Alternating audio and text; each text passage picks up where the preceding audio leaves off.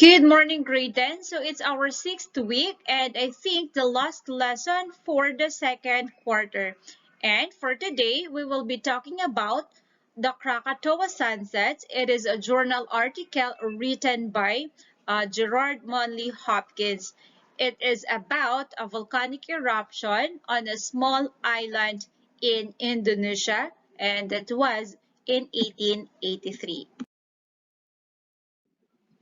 And here are few things you might not have known about one of the most powerful and devastating eruptions in modern history, which had effects worldwide. Okay, so on your book, we have a selection there wherein Mr. Gerard Manley Hopkins describes the sunsets in Krakatoa after the explosion.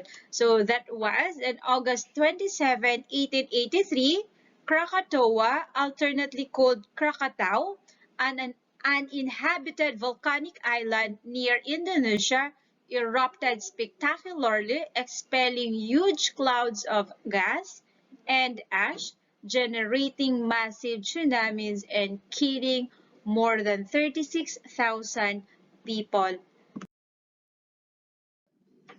And each eruption on Krakatoa caused massive tsunamis when the volcano collapsed into the ocean. And that's why, or rather, that's the reason why many people died during the explosion. So the explosion started at 5:30 a.m. and it lasted for 4.5 hours. And the blasts were so loud that they could be heard as far away as Sri Lanka and Perth, Australia, that was 3,000 miles away. And the force of the final blast at 10 a.m. was 10,000 times more powerful than the one unleashed by the atom bomb dropped on Hiroshima. And the shock waves generated by the eruption was registered all over the world. Okay? So can you imagine the 10,000 times more powerful than atomic bombing? So during the time, the entire city was largely destroyed. So how much more? The 10,000 times more powerful eruption. Okay, so let's proceed to the next slide and let's find out what happened to Indonesia.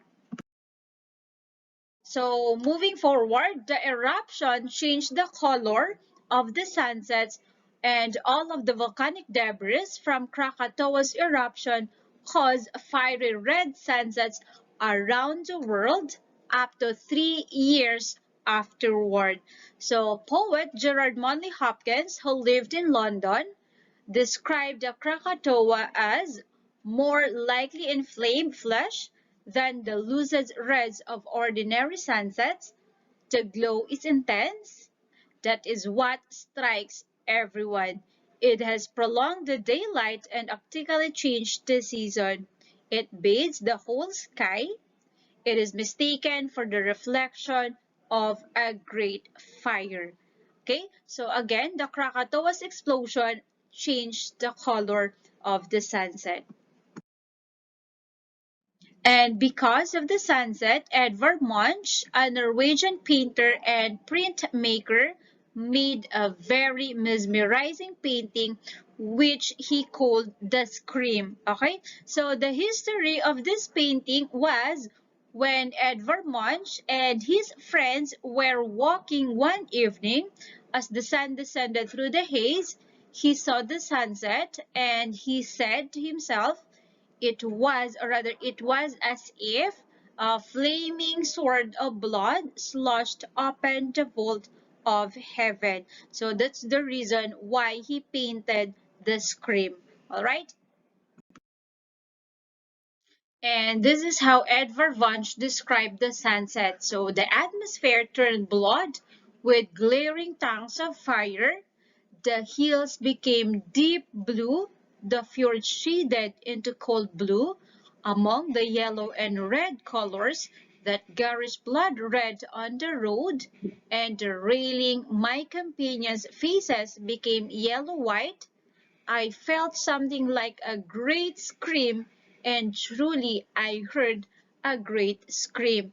So it was the final eruption of Krakatoa on August 27, 1883. It was the loudest sound ever recorded. So a great scream indeed. Okay? And the sunset made by the explosion inspired Edvard Munch to paint the scream. All right?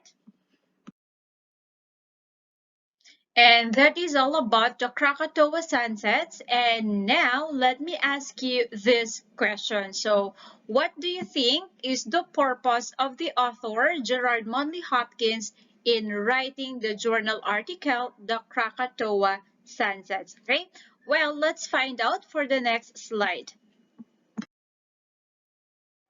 The author's purpose reveals his reason for writing. So he may entertain and make people laugh, or he may be persuade or influence people to believe in something. And sometimes he may simply inform to teach about something. And for today, let's discuss the three authors' purpose in writing. So first we have to persuade, to entertain, and to inform. And there you go. We have here the author's purpose pie. So first we have to persuade.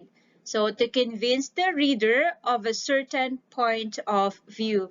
So here, the author's main goal is to convince the reader to agree with the author. So mostly it argues a point or try to convince like an editorial or an advertisement. Next is we have to inform. So to teach or give information to the reader. So mostly it presents an information or explains, like for example, a textbook or a news story. And last, we have to entertain. So to hold the attention of the reader through enjoyment. So mostly it provides an entertainment, a story we will enjoy, a poem, or a funny essay. All right, so those are the three main purpose of author in writing: to persuade, to inform, and to entertain. So here are some examples. Okay, so first, cheapers are the crispiest, crunchiest, and most delicious brand of chips you will ever taste. So buy a bag today. Next, a Lexi mattress is the most comfortable bed you'll ever sleep on. So take a 30-day trial and see for yourself. If you're not satisfied, we'll come to your home, remove the mattress, and refund you in full. You've got nothing to lose, so give it a try today. Next, Chomper's dog food is sure to make your dog's tail wag. If you truly love your pup, you'll try one of our all-natural selections today. So these examples are taken from our previous lesson, persuasive text. I hope you'll still remember it, okay? And this is an advertisement, and or rather advertisement, and the purpose is to persuade or to convince the reader to try or to buy the product, okay? So again, it is to persuade. So the next example is to inform. So it will tell you about something like, for example, how to travel solo successfully. Okay, so let's read. James Baldwin said it best. I met a lot of people in Europe, and I even encountered myself. Solo travel will not only reveal colorful new heights, it will also introduce you to yourself, your resiliency, your sense of adventure, your independence, and learning how to travel solo is as intrinsic as trying your shoes. And it is something that can be learned today. So the first, the most obvious, or rather the way to travel solo successfully is to research your area. So the number one indicator of a tourist is someone stopped in the middle of the sidewalk, scanning the GPS on their phone. So according to the World Travel News report, 4 in 14 tourists will be pickpocketed if they stand still on a busy street. So arrive well informed on the area. Understand the public transportation system to the point where you can be blend or rather you can be blend in as a local. All right. So that is an example of an article or writings that inform. And lastly, we have to entertain. So let's read together. Dear Matt, I am sick and tired of finding your ex. Just accept the fact that she is gone. Move on.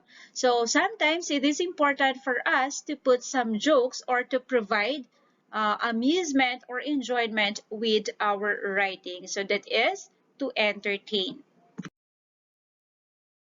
And that is all for today, grade 10. So again, there are three authors' purpose in writing. First is to persuade, next to inform, and to entertain. All right? And for your ILT, please answer pages 482 to 483. That is letter A and B only. And be ready for our live discussion on Wednesday.